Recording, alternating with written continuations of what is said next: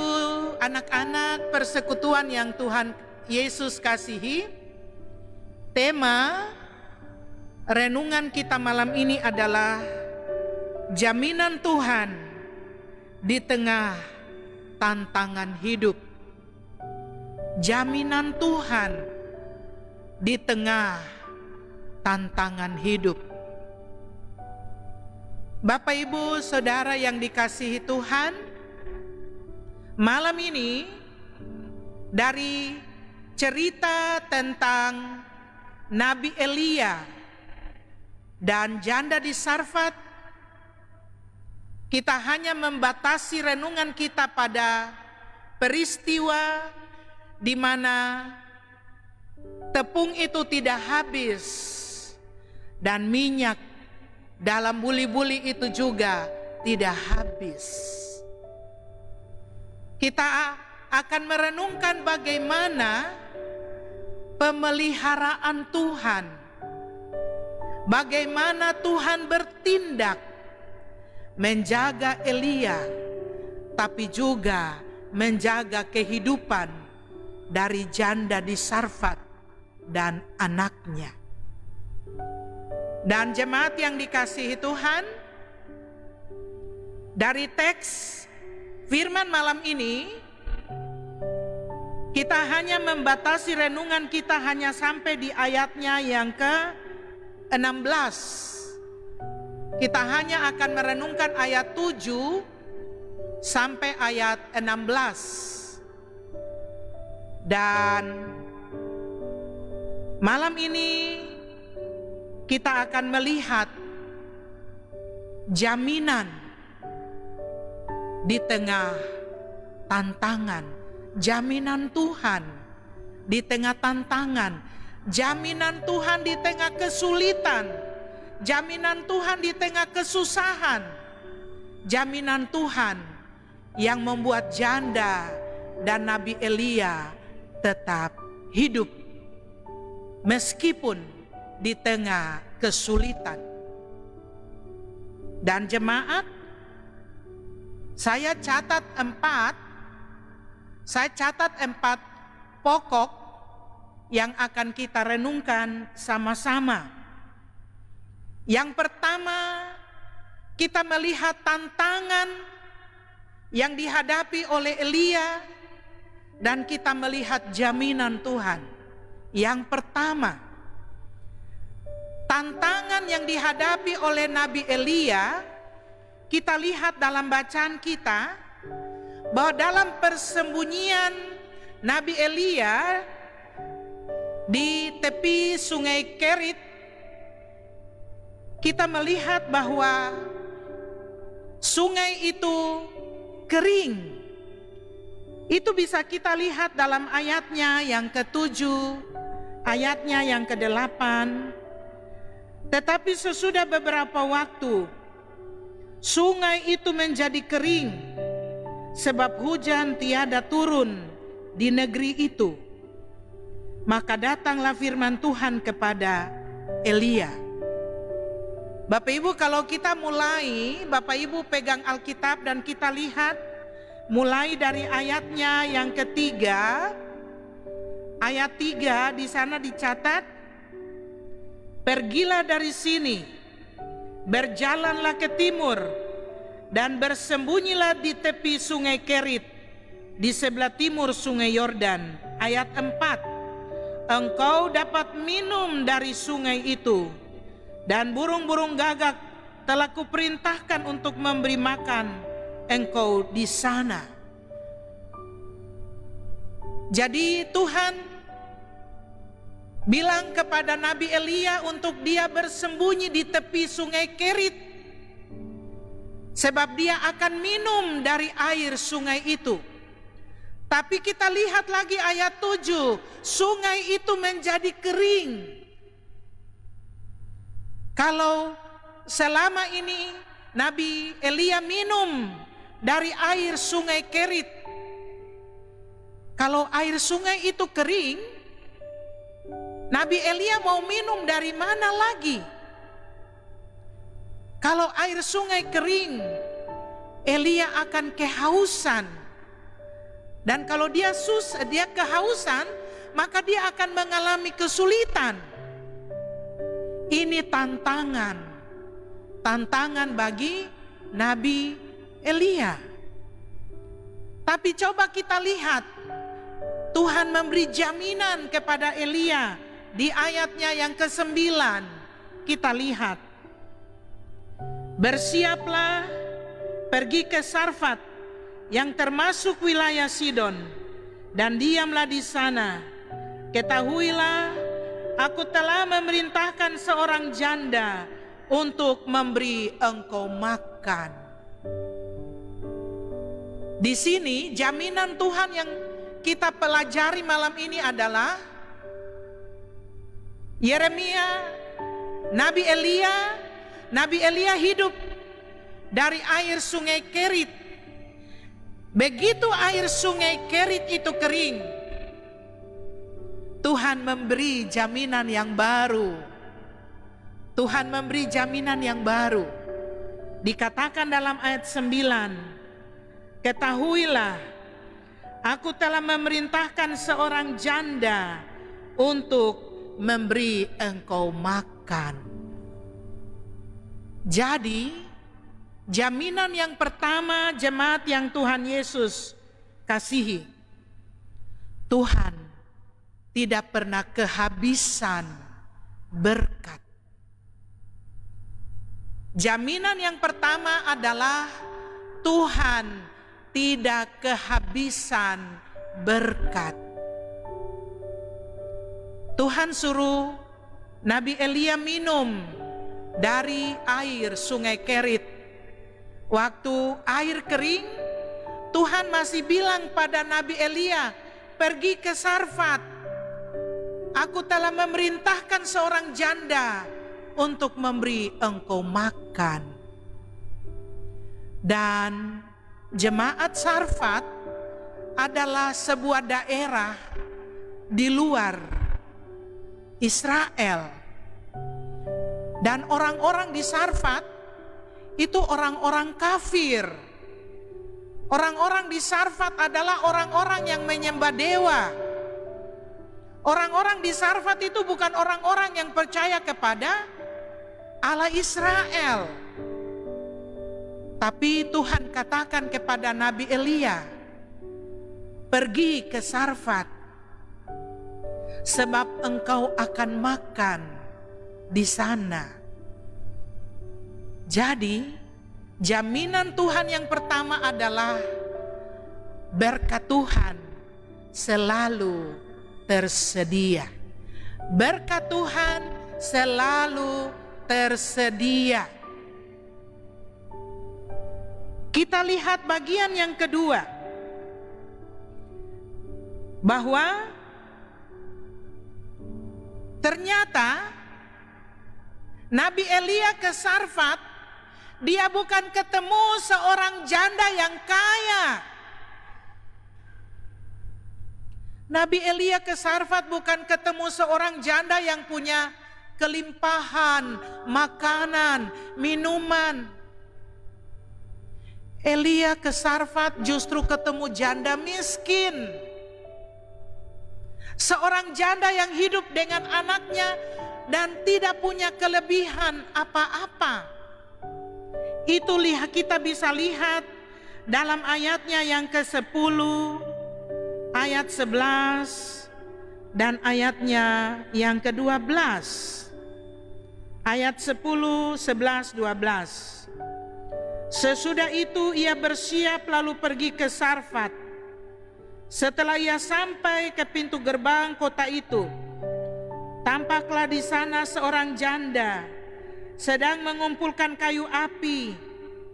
Ia berseru kepada perempuan itu, katanya, cobalah ambil bagiku sedikit air dalam kendi supaya aku minum. Ketika perempuan itu pergi mengambilnya, ia berseru lagi, cobalah ambil juga bagiku sepotong roti. Perempuan itu menjawab, demi Tuhan Allahmu yang hidup, sesungguhnya tidak ada roti padaku sedikit pun, kecuali segenggam tepung dalam tempayan, dan sedikit minyak dalam buli-buli. Dan sekarang aku sedang mengumpulkan 2-3 potong kayu api. Kemudian aku mau pulang dan mengolahnya bagiku dan bagi anakku.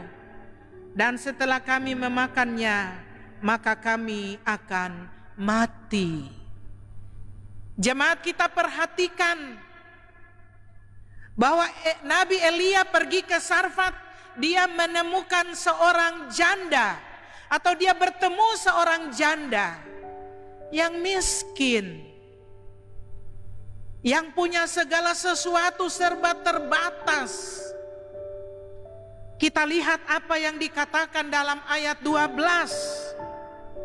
Perempuan itu menjawab, "Demi Tuhan Allahmu yang hidup, sesungguhnya tidak ada roti padaku sedikit pun, kecuali segenggam tepung dalam tempayan dan sedikit minyak dalam buli-buli."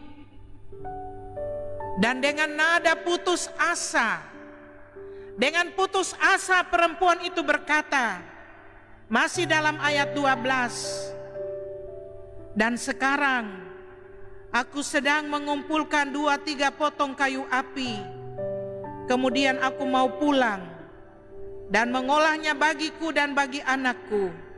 Dan setelah kami memakannya, maka kami akan mati."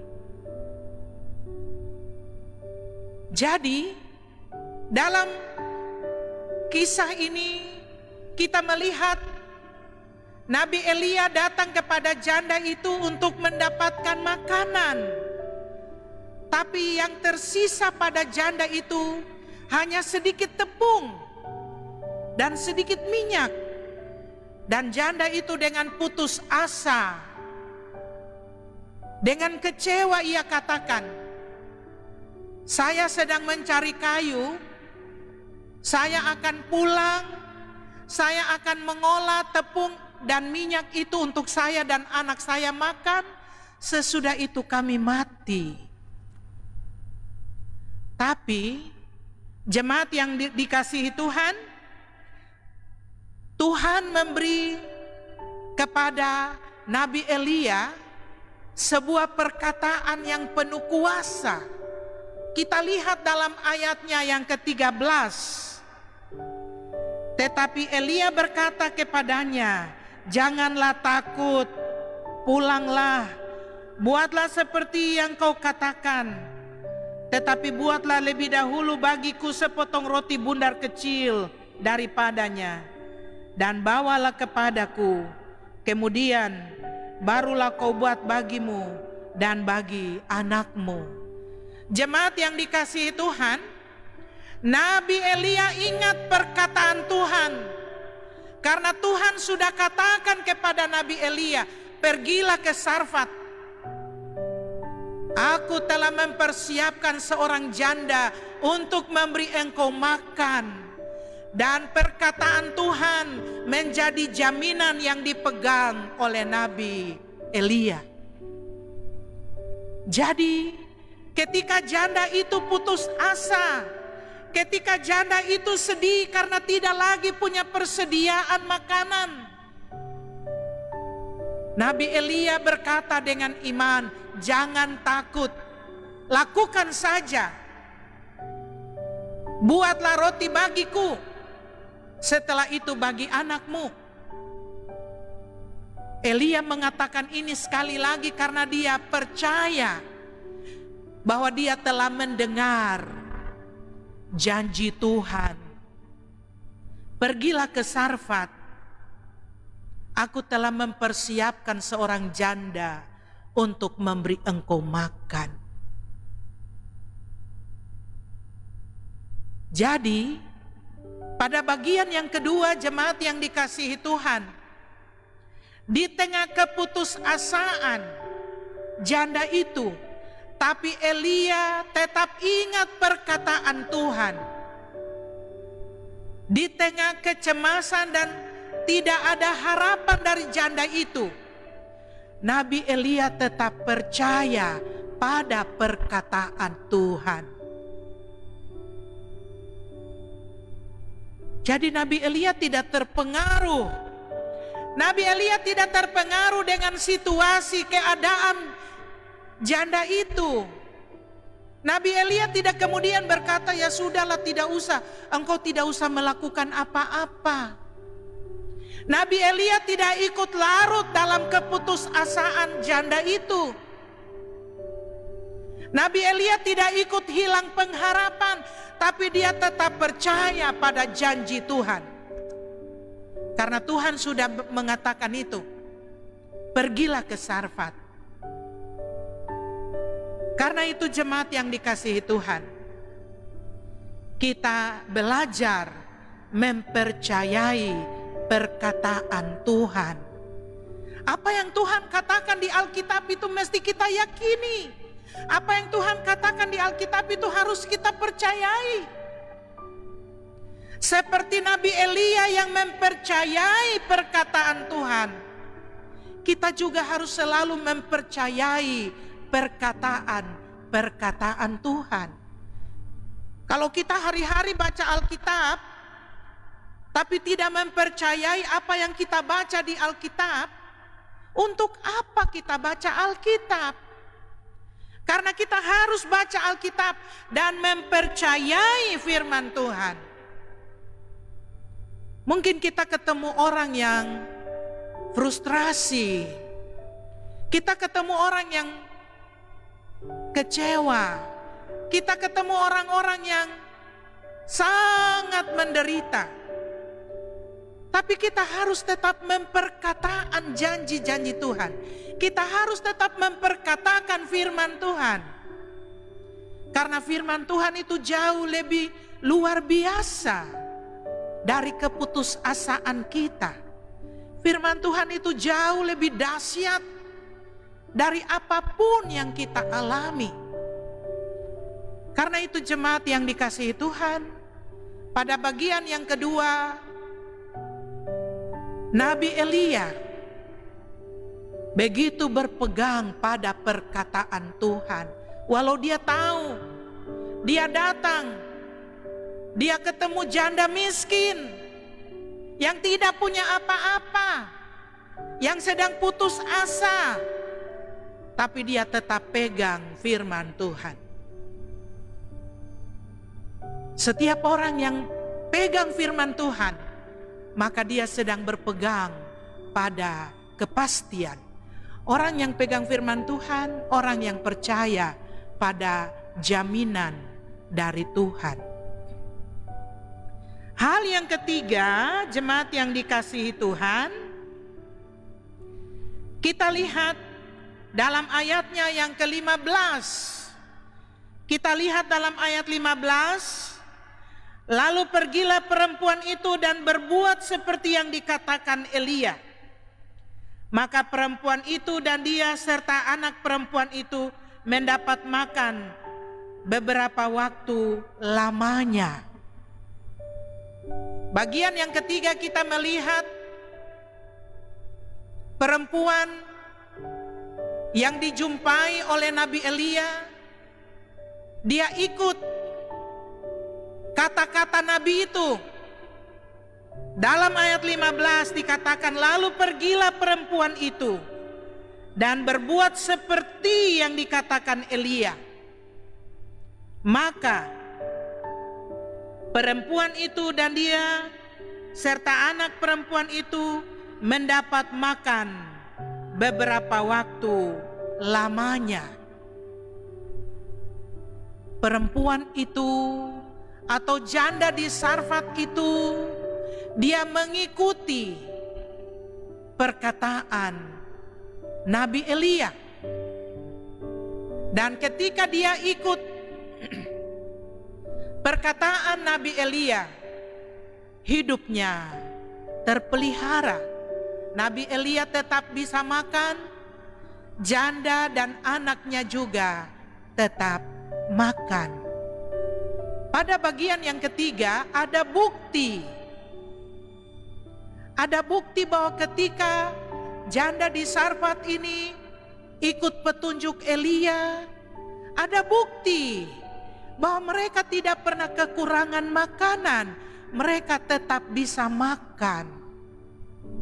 Ada bukti. Karena itu pada bagian yang ketiga,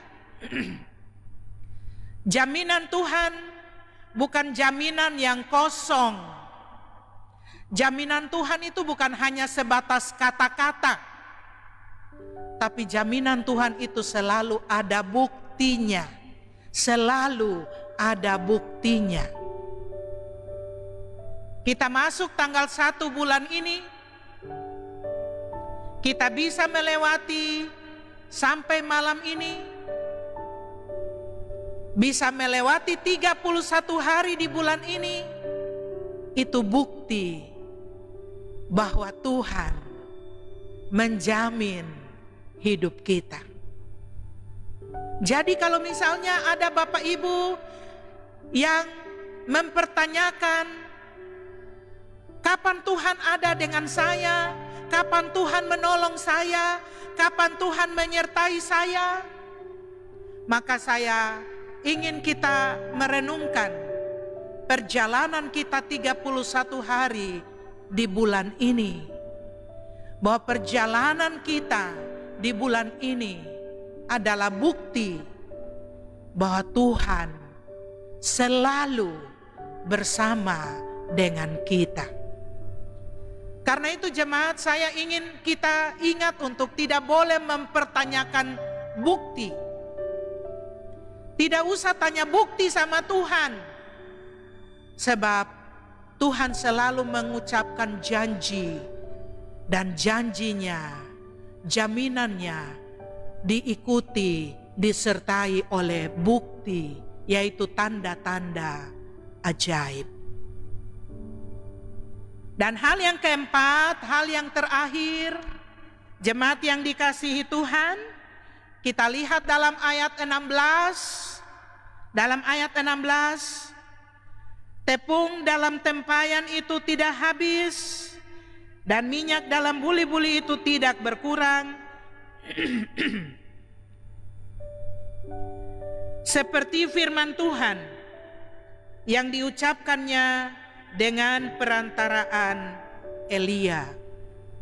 Bagian yang terakhir, yang keempat, jaminan Tuhan adalah persediaan. Selalu ada persediaan. Tuhan tidak kirim satu truk dengan 12 karung beras, yang satu karung 50 kilo. Tuhan tidak kirim satu truk dengan 12 karung terus Tuhan bilang, ini 12 karung, satu bulan satu karung, tolong makan sampai 12 bulan. Tuhan tidak katakan itu.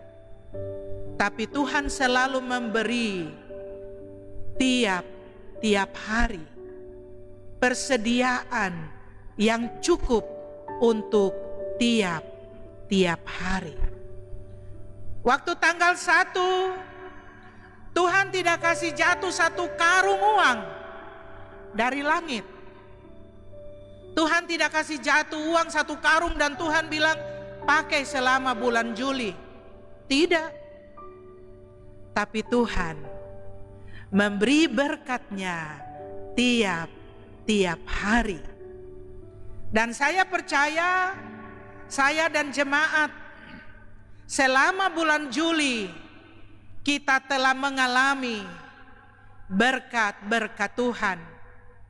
Dan sesungguhnya dengan iman kita katakan, kita hidup bukan karena apa yang kita sediakan, tapi kita hidup karena apa yang disediakan Tuhan. Sebab apa yang kita sediakan belum tentu menjamin hidup kita, tapi apa yang disediakan Tuhan selalu menjamin hidup kita. Jemaat yang dikasihi Tuhan, dalam mensyukuri penyertaan Tuhan bagi kita di sepanjang bulan Juli ini, maka 4 hal ini kita ingat. Yang pertama, Tuhan selalu punya berkat. Tuhan selalu punya berkat. Ketika air sungai Kerit kering, Tuhan masih buka berkat yang lain. Tuhan selalu punya berkat. Tuhan bukan manusia yang kebingungan. Tuhan itu maha kuasa, maha besar, maha kaya.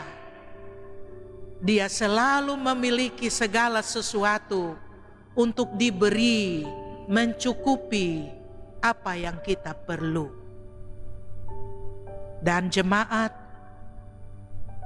kita belajar ketika Elia datang kepada janda di Sarfat. Janda itu miskin, dia sangat putus asa, tapi Elia ingat janji Tuhan. Jemaat, mari kita harus ingat selalu pada janji Tuhan. Kita ingat firman, karena di dalam Alkitab, di dalam firman Tuhan itu ada jaminan yang disampaikan bagi kita oleh Tuhan. Dan hal yang ketiga, ketika kita mendengar perkataan Tuhan, kita ikut, kita lakukan. Karena jaminan Tuhan itu selalu ada bukti. Selalu ada bukti. Tidak ada jaminan Tuhan tanpa bukti. Jaminan Tuhan selalu ada buktinya. Dan yang terakhir, kita besok akan masuk bulan yang baru, bulan Agustus. Mungkin kita masuk bulan Agustus, kita tidak punya persediaan yang banyak. Mungkin kita tidak punya persediaan uang yang cukup. Kita tidak punya beras yang cukup. Kita tidak punya segala sesuatu yang cukup. Kita juga punya keterbatasan, kelemahan. Tapi kita akan masuk bulan Agustus dengan persediaan yang bersumber dari Tuhan. Tuhan memberkati kita. Amin.